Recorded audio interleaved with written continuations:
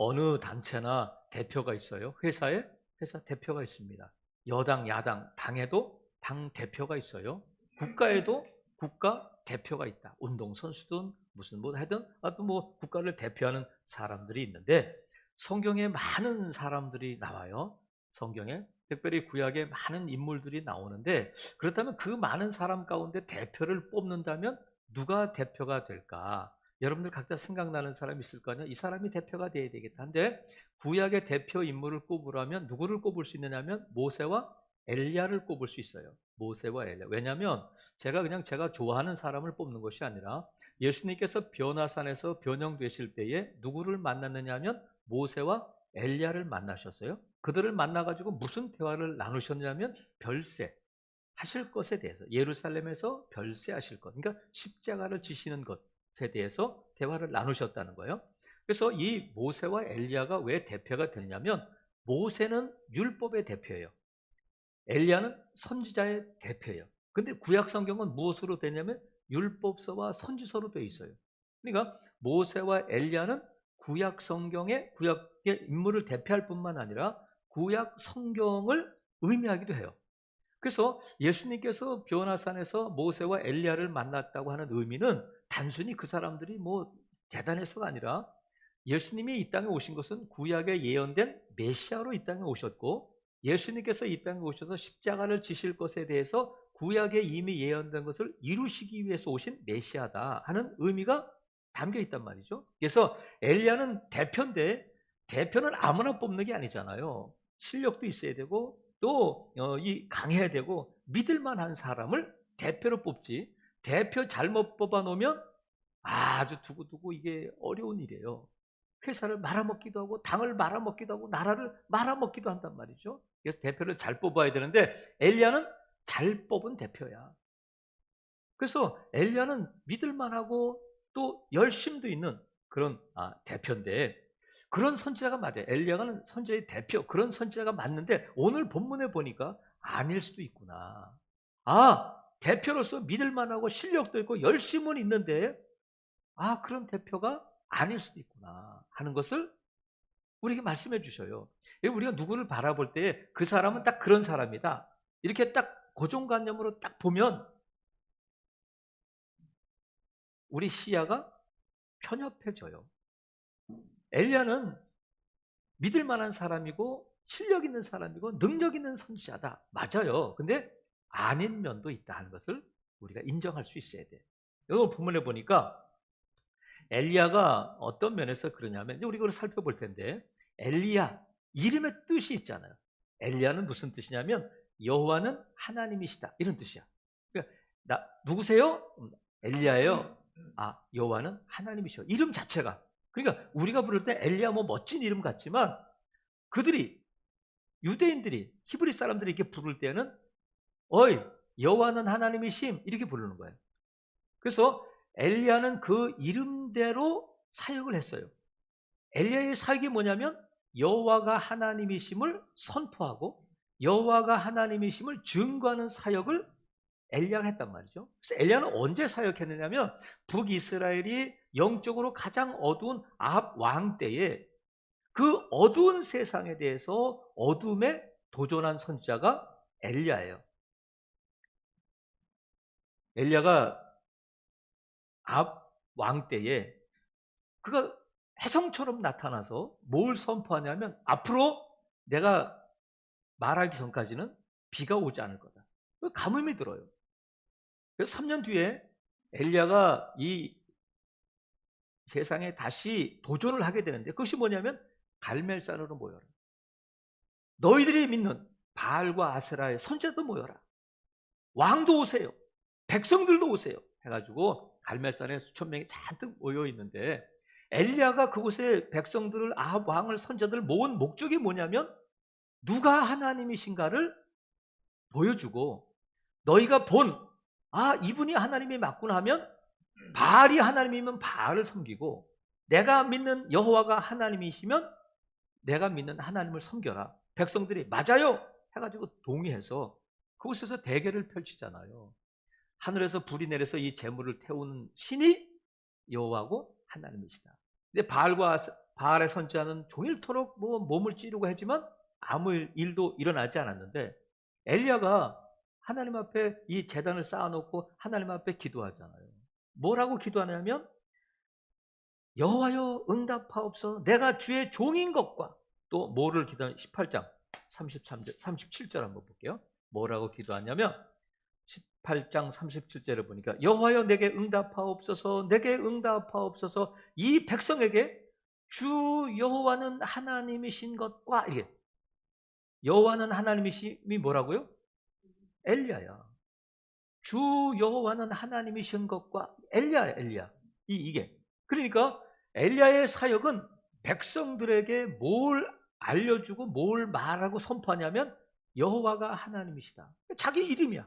자기 이름대로 사역을 하는데 이 엘리야가 하나님 앞에 기도할 때에 하나님께서 불을 내리시고 재물을 다 태우시고 고랑에 있는 물을 다 핥으실 뿐만 아니라 그 대결이 끝나고 바알의 선자들 다 죽인 다음에 엘리야가 뭘 하냐면 다시 기도해요. 머리를 무릎 사이에 넣고는 뭘 기도하냐면 비를 내려주세요 할 때 손바닥만한 구름이 일어나고 큰 비가 내리게 되는데 엘리야가 기도할 때 하늘에서 불이 내렸을 뿐만 아니라 물도 내렸어요. 엄청난 물이 내리잖아요. 비가 오잖아요. 엘리야의 기도에 불과 물로 응답하신 하나님. 그때 엘리야가 무슨 생각이 들었겠어요? 이제 됐구나. 이제 아합 왕도 이제 이스라엘 백성도 이제 하나님을 믿고 하나님 앞에 돌아오겠구나. 이제 됐어 하는 마음을 가지고 돌아갔을 텐데 엘리야의 생각과는 다르게 무슨 일이 일어났냐면 이세벨이 사람을 보내서 엘리야에게 무슨 말을 전하냐면 너 죽여버릴 거야. 이 말을 듣고는 엘리야가 냅다 부엘세바로 도망가고 부엘세바까지 가서 사환을 남겨두고는 하루길쯤 걸어서 광야로 들어가는 거예요. 광야는 사막이 아니에요. 사막은 모래가 있지만 광야는 모래가 없고 딱딱한 흙인데 아무것도 없어요. 그때 엘리야가 광야에 들어가서 하루길쯤 갔으니까 이제 엘리야를 아무도 못 찾아요. 자기가 나오지 않고서는. 그때 뭐 내비게이션이 있어요? 핸드폰이 있어요? 아무것도 없잖아요.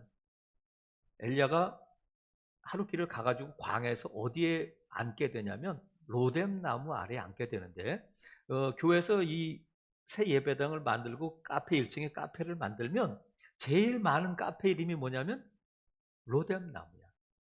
로뎀 나무. 근데 여러분 로뎀 나무는 멋있어 보이지. 근데 우리나라 말로 하면 로뎀 나무가 어떤 나무냐면 쌀이 나무야. 여러분 감이 확 오지 않으세요?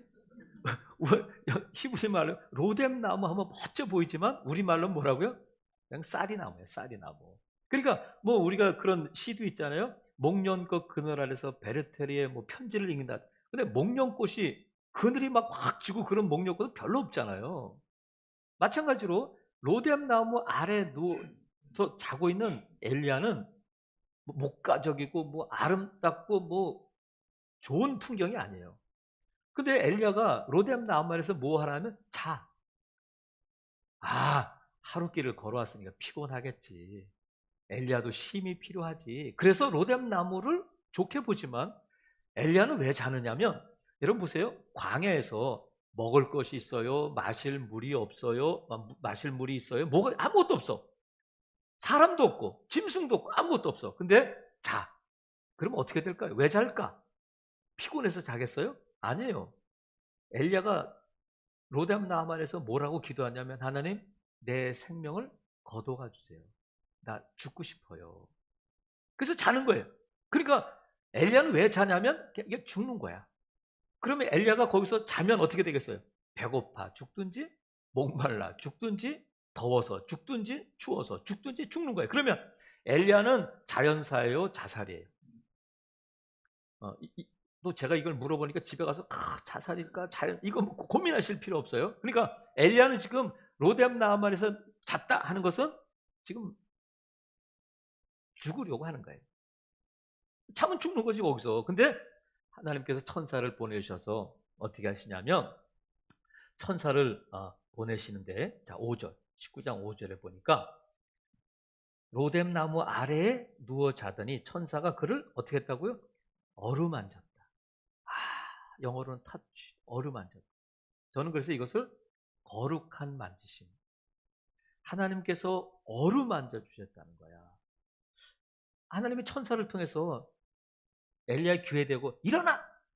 일어나! 이렇게 할 수 있잖아요. 근데 말은 안 하고 어루만져 주셨다는 거야. 여러분, 이 하나님의 거룩하신 어루만지심이 저와 여러분을 회복시키시는 만져주심을 믿으시기를 바라요. 하나님의 거룩하심. 제가 이렇게 몇 분 이렇게 늘 이렇게 어떤 분 기도하고 안수기도 해드리잖아요. 어떤 분들은 누군가 나를 감싸주는 느낌을 받아요. 그러시는 분들이죠. 누가 나를 감싸주는.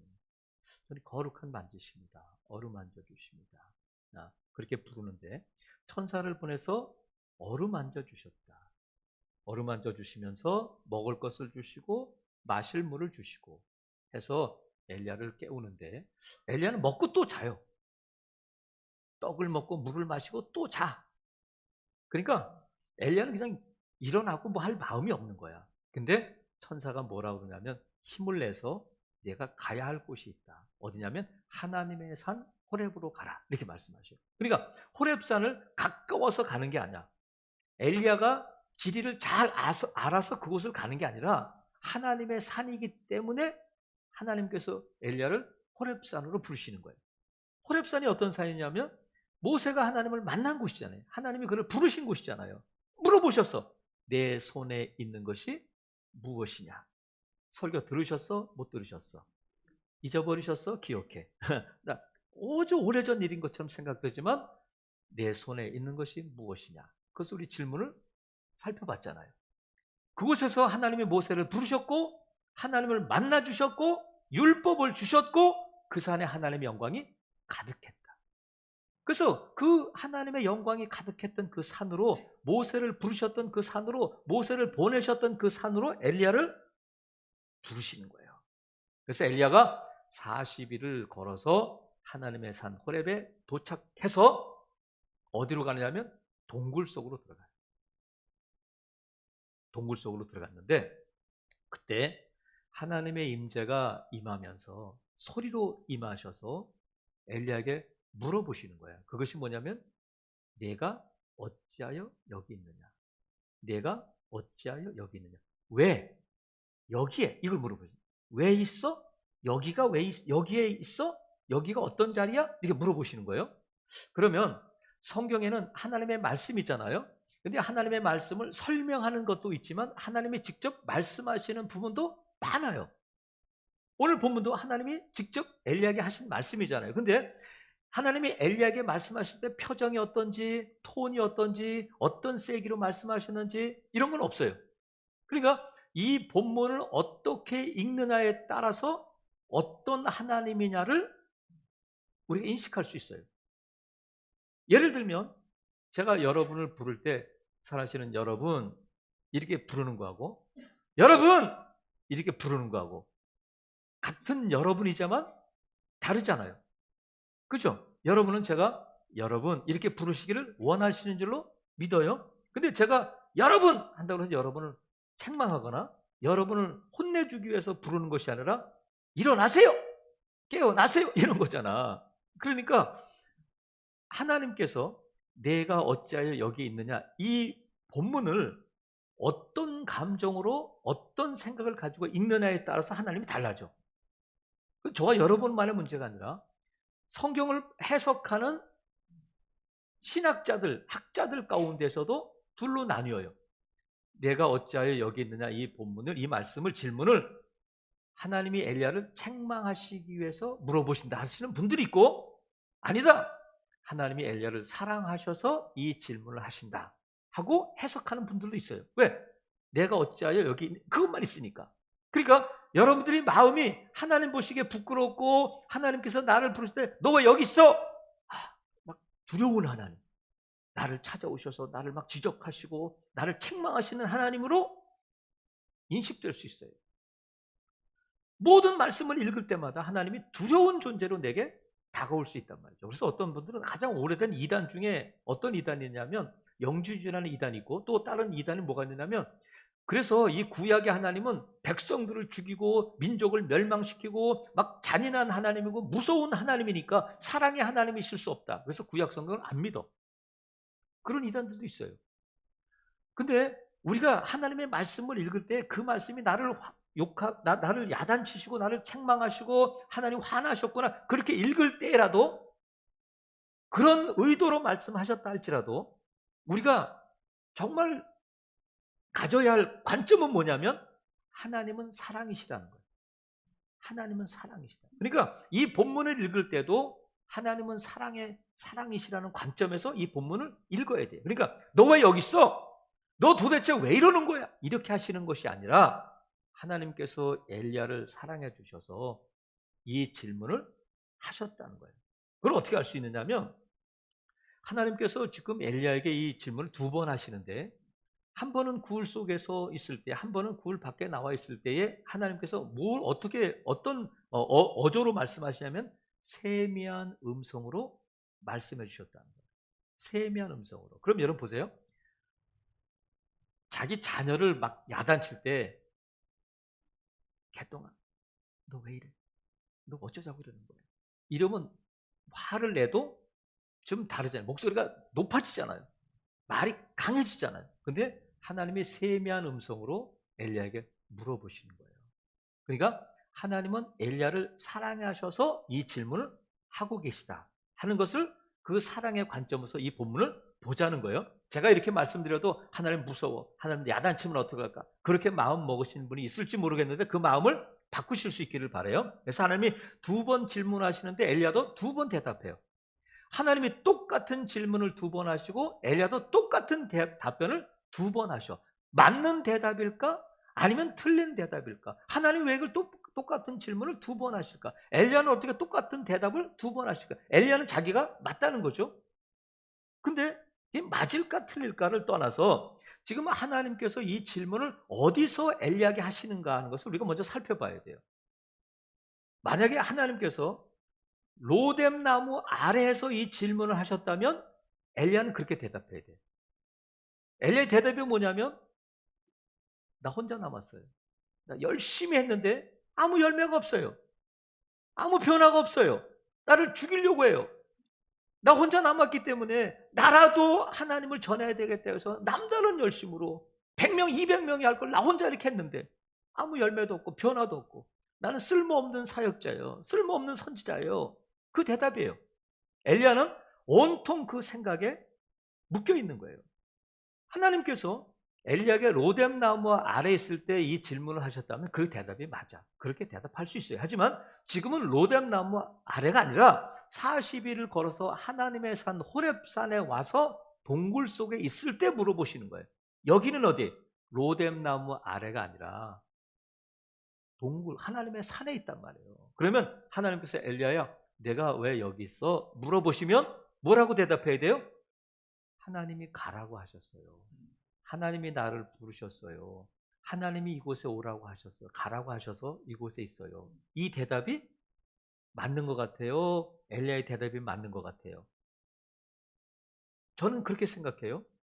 로뎀 나무 아래 있을 때에 하나님이 물어보셨다면 그렇게 대답할 수 있지만 지금은 하나님께서 분명하게 하나님의 산으로 가라 해서 왔으니까 너 왜 여기 있어? 물어보시면 하나님이 가라고 하셔서 하나님이 보내셔서 하나님이 힘주셔서 여기 있어요. 그리고 다음에 하나님이 무슨 말씀을 하실지를 기대하는 것이 맞단 말이죠. 그래서 저는 오늘 이 아침에 하나님께서 엘리야에게 내가 어찌하여 여기 있느냐 하는 것은 어떤 정답을 듣기 위해서가 아니라 엘리야의 대답이 맞다 틀리다가 아니라 이 질문을 통해서 엘리야에게 가르쳐주고 싶으신 것이 있다. 알게 하려고 하시는 것이 있다. 하는 뜻으로 이 본문을 가지고 은혜를 나누려고 해요. 먼저 하나님이 엘리야에게 이 질문을 통해서 알게 하시려고 하신 것이 뭐가 있냐면 하나님을 알게 하시려는 거예요. 하나님을. 엘리야는 하나님을 알까요? 모를까요? 잘 알죠. 하나님을 경험했고 하나님이 주신 사명을 감당하는 사역자고 사명자였는데 엘리야는 엄청난 기적을 베풀었어요. 불을 내리고 죽은 자를 살리고 하늘에서 3년 6개월 동안 비가 오지 않던 하늘에 비가 오도록 기도하고 하는 능력의 선지자였어요. 여러분, 지금 우리가 코로나19가 2년째 계속되고 있는데 어느 목사님이 아니면 어떤 사역자가 예수 그리스도를 믿는다고 하는 사람이 방송에 나와서 여러분, 제가 설악산에서 제가 다 오세요. 제가 기도할 때에 여호와는 하나님이심을 제가 보여드리겠습니다. 그래가지고 방송이 모이고 다 사람들이 그 주목하고 있는데 여호와여 응답하옵소서, 여호와가 하나님이심을 이 민족으로 알게 해주세요 하고 기도했는데 코로나19가 감쪽같이 사라졌어. 그러면 사람들이 어떻게 하겠어요? 야, 그 목사, 야, 그 집사 대단하다, 다 주목하지 않겠어요?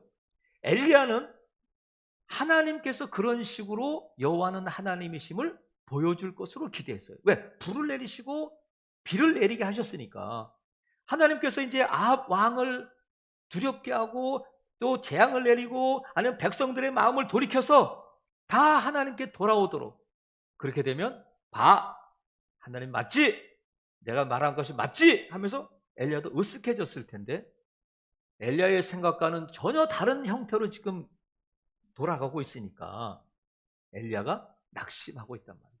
엘리야가 알고 있는 하나님은 불을 내리시고 3년 6개월 동안 비가 오지 않던 하늘에서 비를 내리시는 하나님이시고 죽은 자를 살리시는 하나님이시로 알고 있는데, 하나님은 그렇게 역사하시고 하나님은 그렇게 백성들을 돌아오게 하실 줄 알았는데 하나님께서 엘리야에게 여호와 앞에 산에 서라, 산에 여호와 앞에 서라 말씀하시고는 하나님이 지나가시는데 무엇으로 지나가냐면 바람으로, 바위를 부수는 엄청난 바람으로 지나가시는데 하나님이 안 계셨다. 그 다음에 지진이 일어나서 산이 움직이고 바위가 떨어지고 할 때에 그곳에도 하나님이 안 계셨다. 그 다음에 지진 후에 불이, 마그마가 터쳐 나오시 산에 불이 붙고 막 할 때에 그곳에도 하나님이 안 계셨다는 거예요. 엘리야가 기대했던 하나님은 바람으로, 강한 바람으로 천지를 뒤흔드시는 하나님, 지진을 통해서 막 백성들을 두렵게 하고 백성들을 넘어뜨리게 하는 하나님, 그래서 돌아오게 하시는 하나님, 불을 내려서 태우시고 불을 내려서 모든 것을 깨끗하게 하시는 하나님으로 알고 믿고 기대했는데 하나님이 그곳에 안 계셨다는 거예요. 그럼 바람은, 지진은, 불은 누가 일으켰느냐면 하나님이 일으키셨잖아요. 근데 그 자연 현상이 하나님은 아니야. 그 모든 것이 지나간 다음에 하나님이 세미한 음성으로 엘리야에게 말씀하십니다. 세미한 음성으로. 아! 엘리야가 기대했던 하나님, 엘리야가 기대했던 하나님의 모습이 아닌 전혀 다른 모습으로 하나님이 나타나시는 거예요. 그래서 여러분, 우리가 어떤 사람에 대해서도 마찬가지고 하나님에 대해서도 내가 갖고 있는 고정관념, 내가 알고 있는 하나님 그것만 믿고 그 하나님만을 하나님의 모든 것이라고 믿으면 하나님이 우리에게 주시는 풍성함을 놓칠 수 있어요. 예수님을 처음 믿고 하나님을 처음 믿고 났을 때에 한번 기도하고 불을 경험했다면 내가 기도할 때마다 불을 주시고 내가 기도할 때마다 감정을 주시고 내가 기도할 때마다 병을 고치시는 그런 하나님으로 믿고 하나님을 섬기면 엘리야처럼 될 수 있어요. 하나님은 다양한 방법으로 일하시고 하나님은 다양한 모습으로 우리에게 보여주신다. 믿으시면 아멘. 그러니까 호세아 선지자를 통해서 말씀하신 것처럼 우리가 여호와를 알아가야 돼요. 힘써 여호와를 알아야 돼요. 저와 여러분이 하나님을 알면 얼마나 알겠어. 내가 읽은 하나님, 내가 경험한 하나님 그 정도인데 그게 전부가 아니라는 거예요. 하나님께서 엘리야에게 하나님을 더 깊이 알아가도록, 불을 내리시는 하나님, 지진을 일으키시는 하나님, 바람으로 임재하시는 하나님이 아니라 하나님은 세미한 음성으로도 임하시는데 무슨 뜻이냐면 바람이 없어도 불이 없어도 변화가 없어도 하나님은 여전히 일하고 계시고 하나님은 여전히 하나님의 뜻을 이루어 가신다 하는 것을 엘리야에게 알게 하시는 거예요. 하나님, 나 열심히 일했는데 열매가 없어요. 변화가 없어요. 나 실패했어요. 근데 하나님은 아니라는 거예요. 내가 하는 거야. 나는 지금도 일하고 지금도 내 뜻을 펼쳐가고 있다. 불이 아니라 세미한 음성으로도 하나님은 역사하신다 하는 것을 엘리야에게 말씀해 주고 계신단 말이죠. 그래서 살아가시는 성도 여러분, 하나님은 내가 알고 있는 하나님보다 더 풍성하고 능력 있는 하나님이심을 믿으시기를 바랍니다. 하나님께서 뭐라고 말씀하시냐면 이제 가라는 거예요. 이제 너는 가라. 가서 사람을 세워라. 이렇게 말씀하셔요. 그것은 엘리야가 세우는 것이 아니라 하나님이 예비하신 작정하신 사람들을 세워나가는 거예요. 그것을 누가 하느냐면 엘리야가 한단 말이죠. 그러니까 하나님은 다 계획이 있으시고 하나님은 지금도 일하고 계신 거예요. 엘리야는 자기가 하는 줄 알았는데 아니라는 거야. 사랑하시는 성도 여러분, 하나님은 지금도 일하시는 하나님이신 줄로 믿으시기를 바랍니다. 코로나19 가운데 이렇게 우리가 고통당하는데, 우리가 이렇게 기도하는데 하나님은 과연 함께 하시고 하나님의 일을 아시고 하나님이 과연 역사하실까? 우리가 그런 마음이 들 수 있잖아요. 왜? 우리가 예상하는 하나님은 하루아침에 코로나를 싹 물러가게 하시고 나쁜 사람들을 싹 몰아내시고 하나님 불을 딱 내려주셔서 내가 하나님이야, 내가 여호와야 보여주시기를 원하지만, 하나님은 다양한 방법으로 다양한 모습으로 일하신다는 거예요. 불이 있는가 하면 세미한 음성도 있다. 하나님께서 오늘도 여전히 일하시는 하나님이심을 믿으시기를 주님의 이름으로 축복합니다. 내 눈에 안 보이고 내 생각대로 내 계획과 달라도 하나님은 여전히 일하신다. 그것을 알게 하시는 거예요. 그 다음에 하나님께서 엘리야에게 뭘 알게 하시냐면 형편을 알게 하셔. 뭘 알게 하신다고요? 형편이 어떠한지를. 자, 19장 3절 보니까 그가 이 형편을 보고 일어나 자기의 생명을 위해 도망했다는 거야. 형편을 보고. 형편이 어때요? 자기 혼자 남았고 백성들은 변하지 않고 사역은 실패한 것 같고 이세벨이 나를 죽이려고 하고 나마저 죽으면 나 혼자 남았는데 이 선지 역할은 여호와는 하나님이심을 누가 전할 것인가? 그 절망을 갖고 도망갈 때에 하나님께서 진정한 엘리야가 처한 형편을 알게 하셔요. 뭐라고 말씀하시면 18절 보니까 19장 18절에 보면 그러나 내가 이스라엘 가운데 7,000명을 남겨주시겠다. 10명도 아니고 100명도 아니고 7,000명을 남겨주시겠다는 거예요. 엘리야는 뭐라고 그래? 두 번 계속해서 똑같은 대답. 나 혼자 남았어요. 열심을 다했는데 나 혼자 남았어요. 나 죽으면 끝이에요. 근데 하나님은 아니라는 거예요. 내가 바라보는 형편은 나 혼자 남은 형편이지만 하나님께서 계획하시고 하나님께서 준비하신 형편은 7,000명이나 남아있다. 그뿐만이 아니라 여러분 18장 13절에 보니까 18장 13절에 보면 오바댜가 나와요. 엘리야가 이제 오바댜에게 나타나서 내 주인에게 가서 엘리야가 저기 있다고 얘기해라. 그럴 때에 13절에 뭐라고 말씀하냐면 이세벨이 여호와의 선지자들을 죽일 때에 내가 여호와의 선지자 중에 100명을 50명씩 굴에 숨기고 떡과 물로 먹인 일이 내 주에게 들리지 아니하였나이까. 엘리야 선지자는 몰라요? 제가 이세벨이 선지자를 죽일 때에 왕 옆에 있는 왕의 가장 가까운 자리에 있는 오바댜가 뭘 했느냐면 하나님의 선지자 100명을 50명씩 굴에 숨기고는 떡과 물을 줬다는 거야. 여러분 이게 그럴 수 있겠다. 이건 쉽지 않은 일이에요. 왕의 가까운 데 있는 대신이 우리가 식당에서 50명분 식사를 하잖아요. 그러면 이게 보통 일이 아니잖아요. 근데 50명씩 100명을 떡과 물을 몰래 할 수 있다는 것은 엄청난 일이거든요. 엘리야는 나 혼자 남았다고 했어요. 하지만 하나님은 오바댜라는 사람을 통해서 이미 100명의 선자를 숨겨주고 준비하고 계신다. 100명이 아니라 7,000명이 있다. 아, 나 혼자가 아니구나. 형편을 바로 알게 하시는 거예요.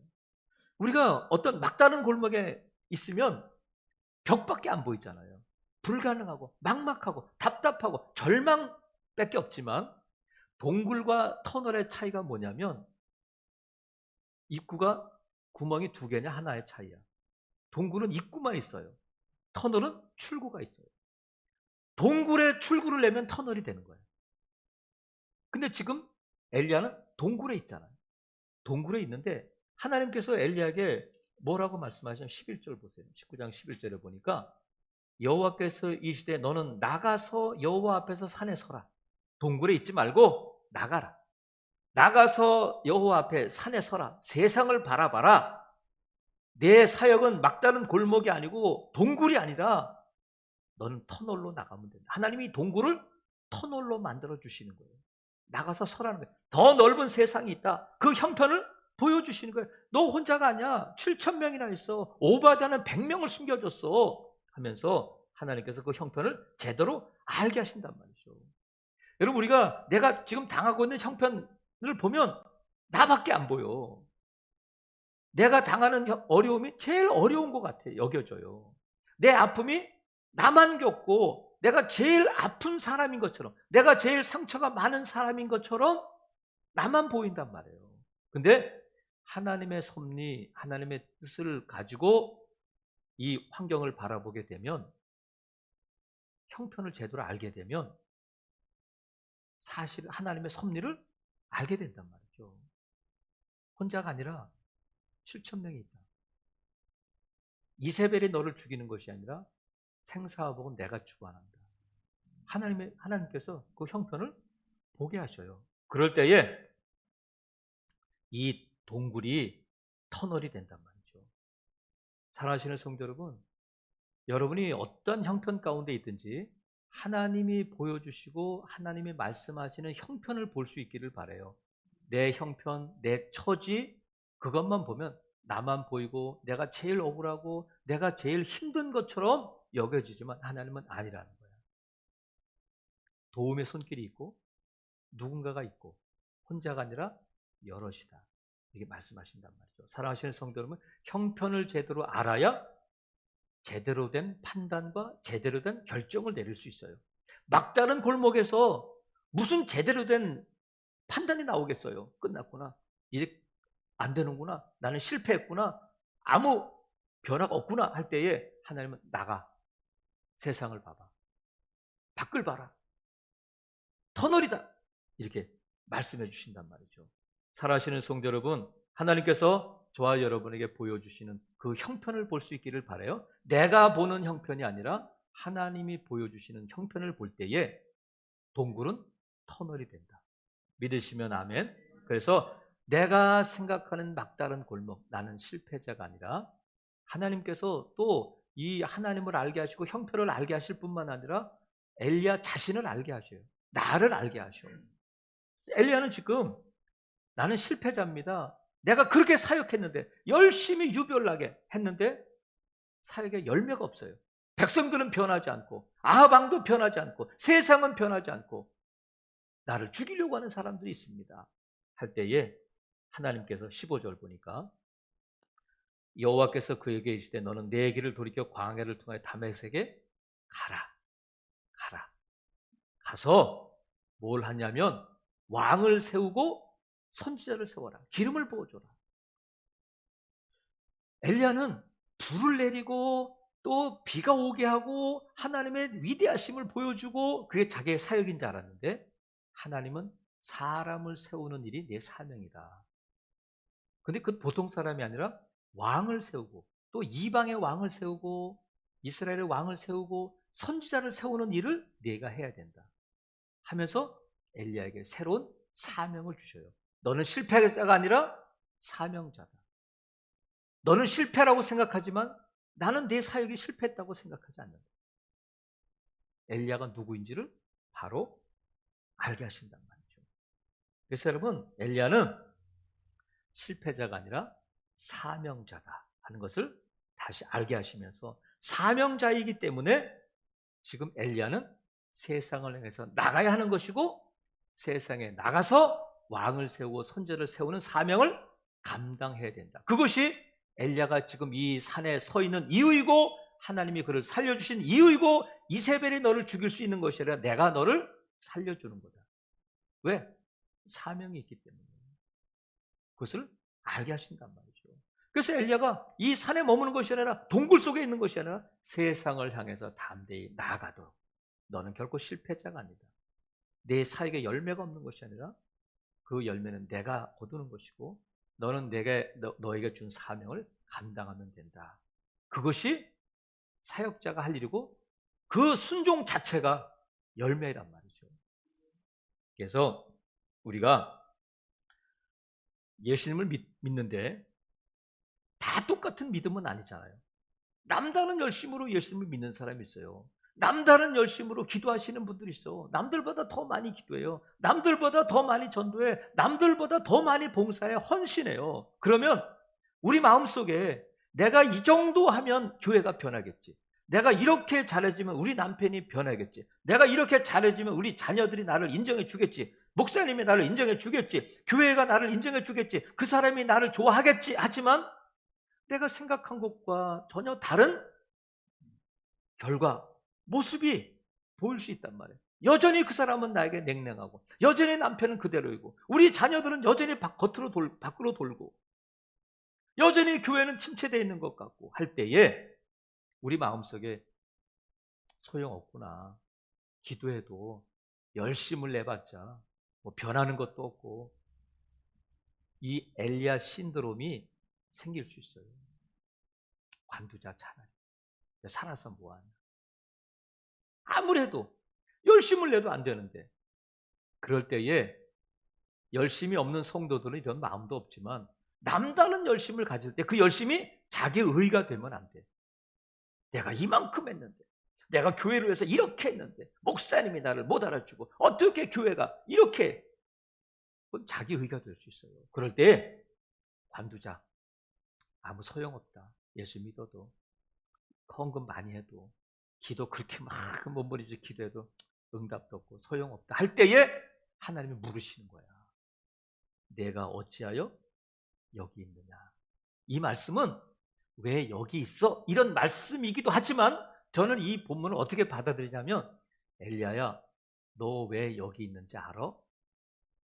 이 질문으로 받아들여요. 왜? 하나님이 호렙산으로 불러주셨으니까. 너 왜 여기 있어? 나 혼자 있어요. 사역에 실패했어요. 나를 죽이려고 나 혼자 남았어요. 이게 아니라 하나님이 호렙산으로 부르셨으니까, 하나님이 엘리야야 내가 어찌하여 여기 있느냐, 이 질문이 엘리야야 너 왜 여기 있는지 알아? 그럴 때에 엘리야의 정확한 답변은 이렇게 돼야 되잖아요.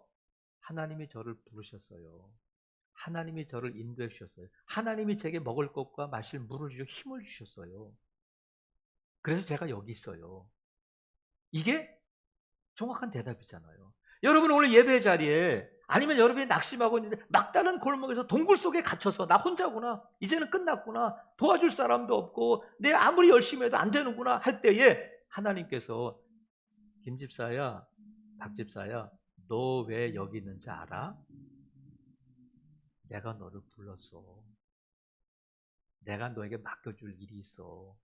네가 생각하는 처럼 화려한 사역의 열매, 내가 생각하는 것처럼 놀라운 결실들, 변화가 없어도 나는 여전히 너가 필요하고 나는 여전히 너를 통해서 일하고 있다 하는 것을 알게 하신단 말이에요. 그래서 하나님을 알게 하시고 형편을 알게 하시고 나를 알게 하셔서 다시 세상을 향해 나아가도록, 다시 동굴에서 나와서 세상을 보도록, 나 혼자라는 생각에서, 실패자라는 생각에서 이제는 함께 공동체에서 하나님의 사역을 감당하고, 또 하나님이 나에게 주신 사명이 있기 때문에 저와 여러분이 오늘도 이 자리에 있음을 믿으시기를 바랍니다. 그래서 우리가 내가 있는 자리가 하나님이 부르신 자리고, 내가 지금 하고 있는 일이 하나님이 나에게 맡겨주신 사명이고, 믿고 나갈 때에 여러분이 있는 자리가 사명지이고, 사명지에 있는 여러분이 사명자이고, 그렇다면 저와 여러분이 살아야 할 이유가 있음을 믿으시기를 바랍니다. 하나님께서 엘리야에게 물어보시는 질문이 오늘 이 아침에 저와 여러분에게, 김집사야 내가 어찌하여 여기 있느냐, 이 질문을 나에게 책망하시는, 나를 혼내시는, 나를 겁주시는 그런 하나님이 아니라 나를 사랑하셔서 하나님을 알게 하시고 형편을 알게 하시고 나를 알게 하셔서 나의 남은 삶을 사명지에서 사명을, 내 가정이 사명지이고 내 직장이 사명지이고 우리 교회가 사명지이고 하는 것을 알게 하셔서 하나님이 주시는 힘으로 하나님이 주시는 사명을 감당하는, 결과는 하나님께 맡기고 섣불리 낙심하거나 섣불리 실패자라고 나를 규정짓지 말고 내가 사명자임을 알고 세상을 향해 담대히 나아가는 복된 성도들 되시기를 주님의 이름으로 축복합니다. 아멘.